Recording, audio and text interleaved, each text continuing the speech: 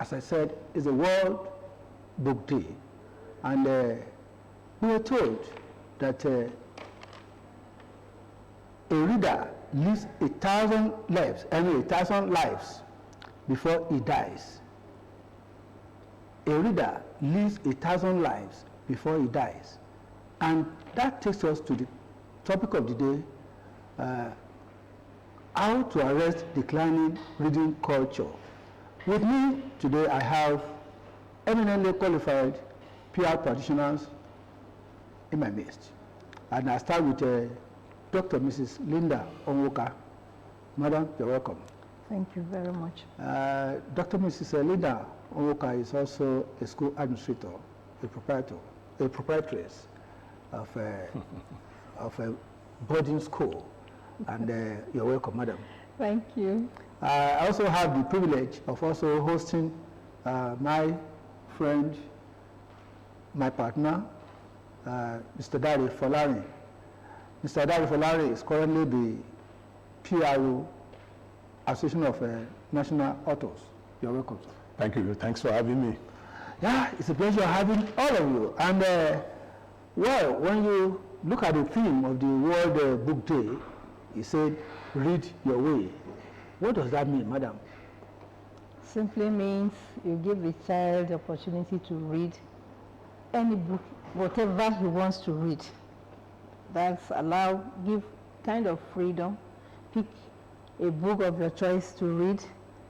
Pick the theme of your choice. Some children like adventure, some like fantasy. Maybe from 15, 18, they could like romance. Some like sports, some like history, some biography and autobiography. Whatever their choice is, whatever you think that they want to read, allow them to make a choice. But for the younger ones, there should be a control, which means if they go into a library or you take them into a bookshop, you'll be able to read to know whether it's age appropriate or not. When we say read your way, that's prevail in Africa. Yeah, well, you can, you will not allow them unrestricted access to anything, because with the quantum of toxic materials available there, you need to guide and nurture the young ones, so that you don't expose them unduly to things that are bad. These days we have blogs that where you can learn a lot of bad things, pick up a lot of vices. So there's need for control. But like Madam explained, read your way is is a democracy. You are free to choose whatever catches your fancy. The aim is to allow pleasurable reading. Most times you read to pass exams. So you need to allow these children to pick and read anything that interests them. I remember in our days, we used to enjoy reading James and the Chase. Sure. And the Carter and all the rest. So that's the freedom, and we need to read. Be an omnivorous reader. Read. Well, probably it's not the fault of our children that they are not having free choices. So how do we encourage parents to let them imbibe that culture of getting to be reading in their own way? Well, the question is, are we, their parents, reading? If we're not reading. Maybe I should answer that. Well, because if we're not reading, we can't encourage anybody to read. And if we don't know the benefits or the advantages of reading, we are not likely to teach our children to read. So we'll start with the parents. Let them be conscious of the fact that reading has numerous advantages. So if they read, or when they read, they can encourage our children to read. Well, this reading we are talking about, are we just talking about the stereotype book reading, or which other ways? I think that's the first thing to do, because I mean, if you talk of other kinds of reading, how do you even open up your mind to assimilate other things when you have not read? So the major thing is reading. That's reading as written texts. That's the major thing. The other things can come in as additives, but the major thing is, because if you don't read for instance, I don't know, how do you interpret even what you have seen? How do you narrate, relate what you have seen if you are not reading, if you are not aware of what is, of your environment? Interpreting becomes difficult. So I think that reading text is the main thing, and I think that's what those who declared the World Book Day have in mind, UNESCO, to encourage young ones to read. What about the disadvantaged children? Well, you know, there is Braille. They have been catered for. You know, there have been advancements. You know, so we have Braille. We have auditory help assistance for those who are impaired. So the disadvantage are talking about special children. Yes. But there are some children that are disadvantaged. Yeah, yeah. The environment is not conducive. That their parents are poor. Yeah, you know, reading, you know, is a leveler. You know, reading is a way of exercising the mind. You know, even when our parents were poor, you remember that people used to read with lantern. People used to read with candle. People go to streets to go and stay on the street to read. You know, on the radio program this morning, Taiwo Obe was explaining that he used to go to bookshops to go and be reading, and he was reading a book for 2 weeks. He would be going there to read for 1 hour. Even the young ones, you know, people are, you know, people who do not have money, indigent ones, you know, they find a way around the ordeal because readers are leaders. So you just need to read. There is that desire to read and to read all sorts of things so as to learn. Well, I was just looking at the scenario where I know reading comes from those set pieces, those books that have been arranged. What are the other ways, other forms of reading, or other forms of getting some learning things? Well, except you're talking about arts, for instance. Okay. Right. But then it also comes back to reading. You know, I talked about appreciation. You see, I can see maybe in this studio, I see that tree, I see the palm tree. I have to know that it's a palm tree. And that is perhaps the river. I'm interpreting this drawing. If I haven't seen this, if I haven't read about it, I'm just going to look at it as just an ordinary What picture. about folklores? Oh, they are very useful. In fact, Those are the traditional ways. Yes. You know, the same thing, folklore and storytelling are same. But they are very useful because, you know, we emphasize even storytelling. Right. Because of the morals that they impact.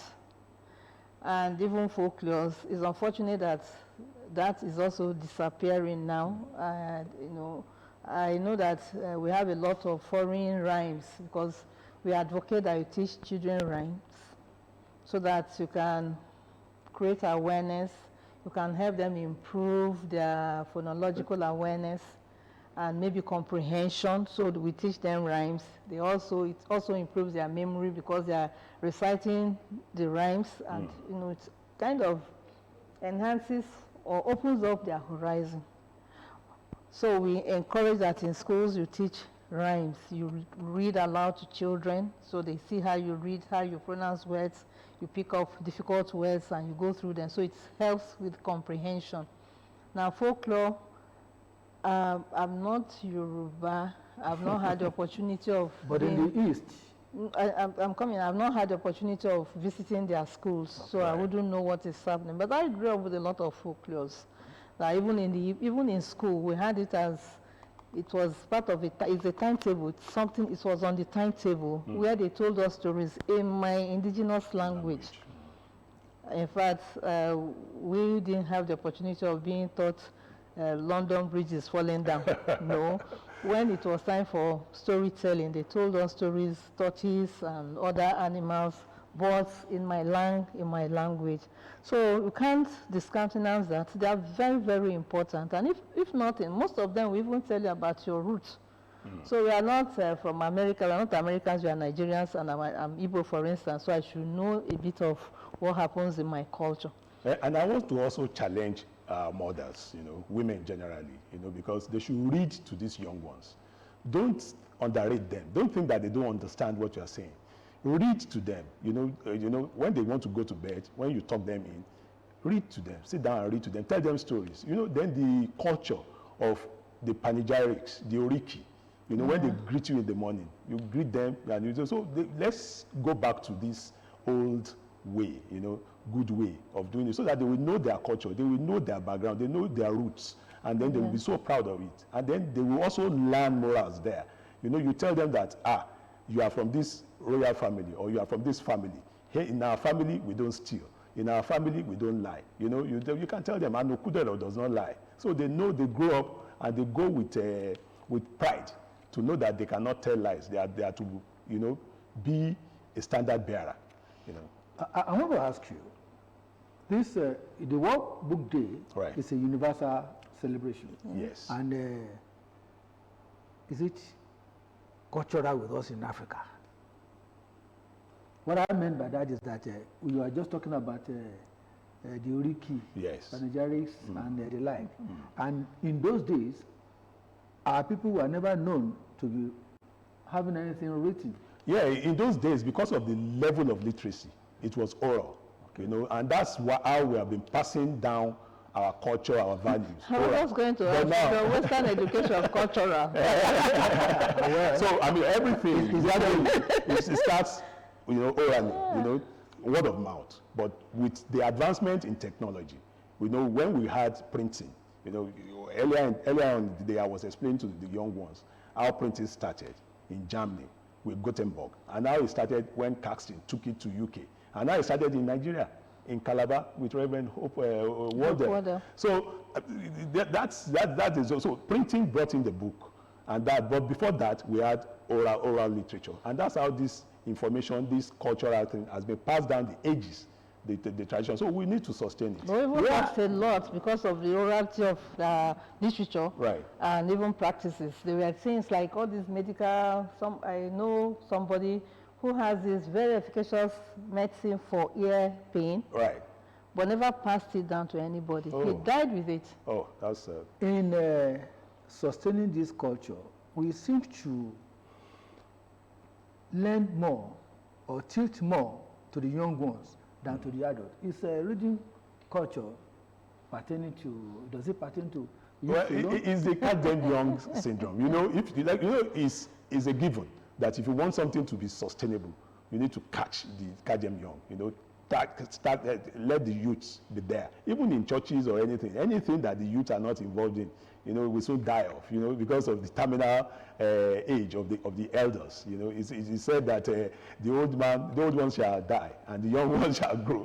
And if we've missed it with the old ones, we also not miss it with the younger ones. Well, my question was just trying to say that at the adult level, should we not also be interested in, particularly these women that are old, maybe illiterate and the like, shouldn't we engender a kind of...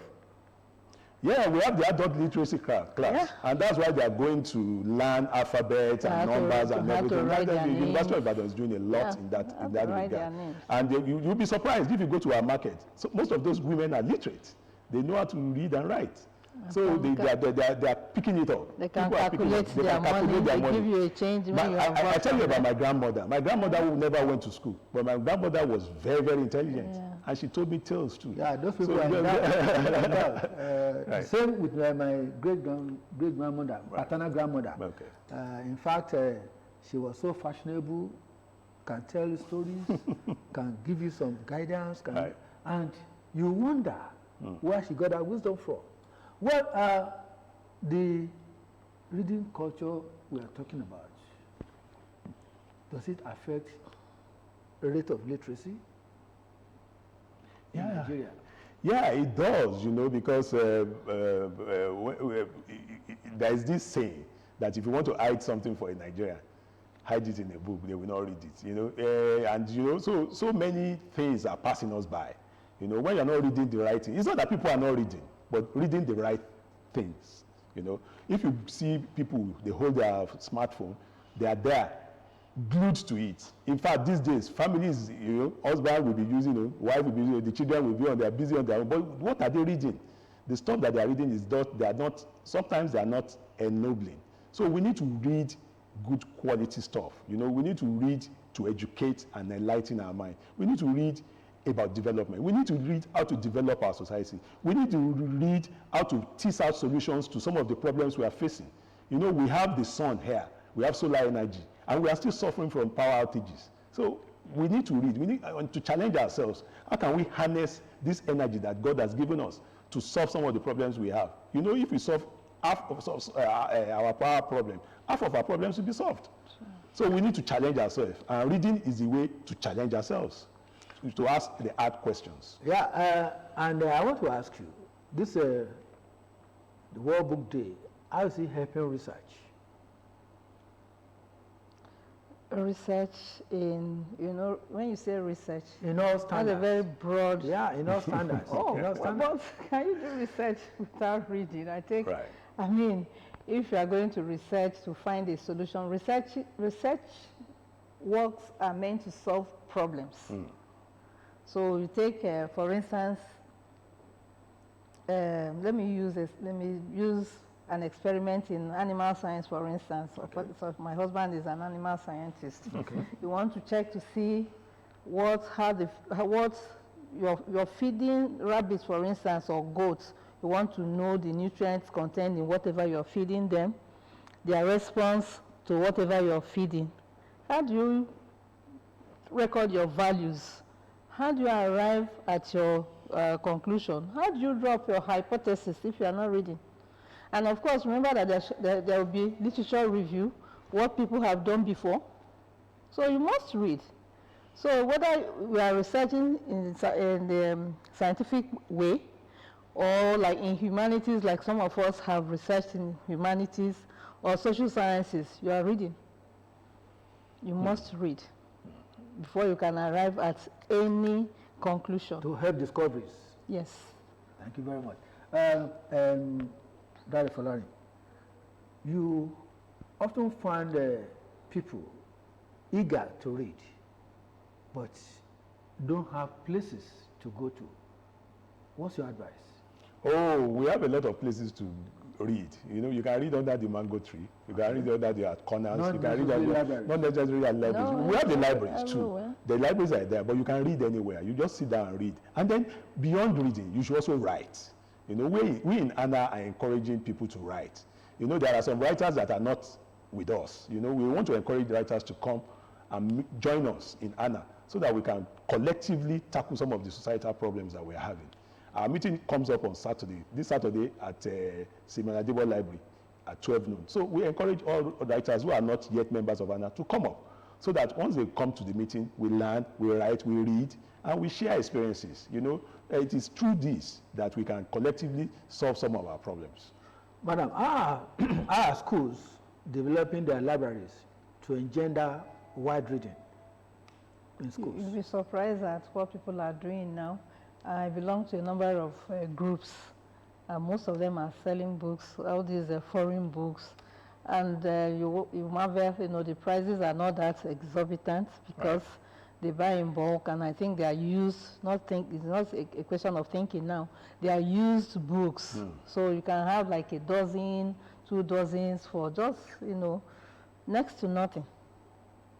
But you must have the willingness to invest in these books.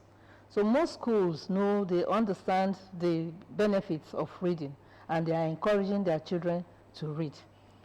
There's this fear that young children of nowadays are exposed to some funny books that are detrimental to their learning and their sociological makeup. What do you think should be done to curb this kind of practices? We are looking for authors, and the authors that are coming up with stories, books that are teaching them to be wayward. So what do we do to curb this? Yeah, we've been speaking about control. You know, that was why I said earlier on that read your way, yes, but we can't just allow them to read. You give them unfettered access to read just anything. We need to guide the young ones into what to read. You know, these days, sex is available everywhere. So if you are not careful, you know, people will be taught a lot of things, and then this can lead to immorality.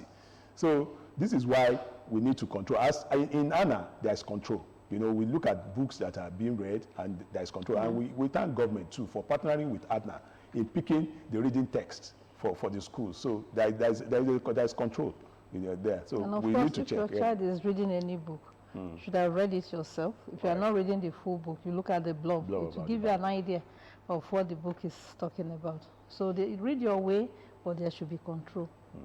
Yeah, in having an effective control, where should it be? At school, in the house, or in the society? Everywhere. Everywhere. Yes. School, Then the home, control society. mechanism we are talking about, how do we sustain it? Well, the first thing is to know that there should be control. I have said if you want to, your child, if you pick a book for your child, for instance, you should read it first. And know whether you want your child to read it. You look at the content to tell you whether that's the kind of stuff you want your child to read. That's a level of control. Well, we will continue with this discussion next week. We would like to explore the issue of readings and ICT, the internet and the like. Viewers, this is the way we're going to stop for today. It's been a great time having Dr. Mrs. Linda ONWUKA with us. Ms. Linda ONWUKA she is a school administrator, a PR expert, not yet tired, still professing public relations. And I also have Dare FOLARIN. I want to thank you for being with us. Dare FOLARIN, currently PRO, Public Relations Officer for Association of National Authors. He's also the editor of PR Primus magazine. And he's a man of so many words. Thank you for having us. Thank you for being with us this week. And I hope you're going to join us next week to complete this topic. Until next week, I'm Akin Kudero, your anchor. Join us to make and shape this world. Let your children know that reading is important. One book, one pen, one child, and one teacher can change the world, says Malaya Yousafzai. Thank you for being with us. See you next week.